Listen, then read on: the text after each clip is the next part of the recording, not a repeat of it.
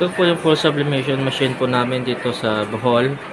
Nag-run po ito ng 7 days na may total meters na 150. Printer head, capping, head clean,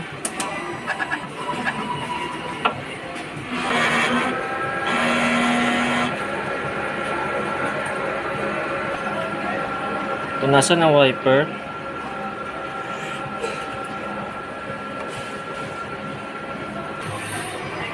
nozzle check,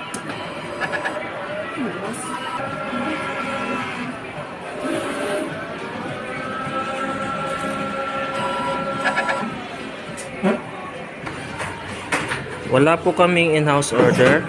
Ang ink system po namin ay tama lang. Waste tank, nilinis po ito kahapon. AVR. Andito naman po yung aming unused ink. Use ink. Sabri roll.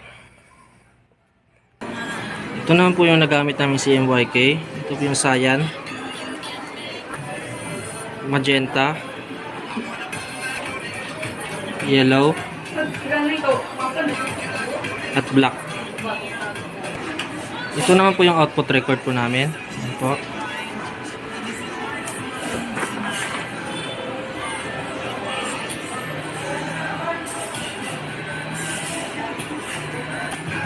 At daily checklist po.